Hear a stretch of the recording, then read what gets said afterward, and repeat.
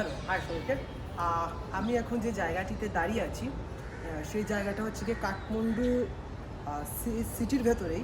এটাকে বলে থামেল। থামেলের এটা সিটি, এটা থামেল কাঠমান্ডুর একটা সিটি হচ্ছে গিয়ে থামেল সিটি, এটা সিটির ভেতরে। আহ, এই জায়গাটা হচ্ছে গিয়ে প্রায় শত শত বছর আগে এই জায়গাটাতে পানি জমা হতো। মানে এই চারিদিক থেকে এরকম পাহাড় ছিল, পাহাড়ের সবগুলো পানি এখানে এসে মানে থাকতো। তারপর সেখান থেকে মানুষ, মানে এখানে যারা বসতি ছিল যাদের, তারা সেখান থেকে পানি সংগ্রহ করতো। বাট সময়ের পরিবর্তনে এটা এখন এমন একটা পরিস্থিতির রূপ নিয়েছে, এটার মধ্যে পানি তো দূরের কথা, এখন এখানের মধ্যে বিন্দু পরিমাণও পানি নেই। কিন্তু এই যে শত শত বছর আগে যে নিদর্শনটা এখনও ঠিক আগের মতোই আছে। একটা ইন্টারেস্টিং জিনিস আমার কাছে অনেক ভালো লাগলো। আমি অনেক সময় দেখি যে আমাদের বাংলাদেশ বা তথা ভারত উপমহাদেশে অনেক সময় মূর্তি পাওয়া যায়, লাইক কষ্টি পাথরের মূর্তি বলেন বা অনেক পুরাতন মূর্তি। ঠিক সেই রকম একটা মূর্তি আমি এই জায়গাটিতে আমি লক্ষ্য করেছি। অনেক আগের একটা মূর্তি ছিল হয়তোবা, এটা এখনও আছে দেয়ালের মধ্যে খোদাই করা।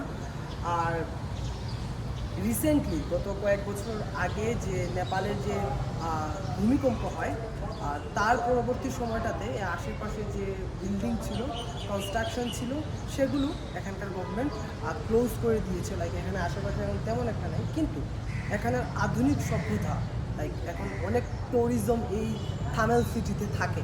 যারা এই বাইরে থেকে নেপাল ঘুরতে আসে তাদের এটা হচ্ছে কি থামেল হচ্ছে গিয়ে মেইন ডেস্টিনেশন। এখানে হোটেল থেকে শুরু করে সব ধরনের সব কিছু এই জায়গায়। কিন্তু আমার প্রশ্ন হচ্ছে সেই জায়গায় যে আমাদের এই যে জায়গাটা, মানে আমাদের বলবো না, এই যে পরিবেশ বা আমাদের এই যে ওই সৌন্দর্য জিনিসগুলো বা পুরাতন যে জিনিসগুলো, এর অবকাঠামোগত উন্নয়ন সেটা কিন্তু হচ্ছে না।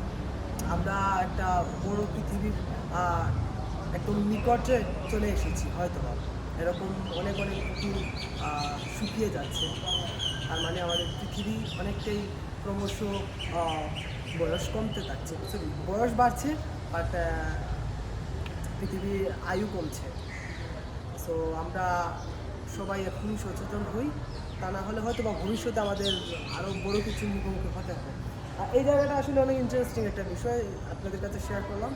আর অবশ্যই আপনাদের ভালো লাগবে। ধন্যবাদ সবাইকে, ভালো থাকবেন।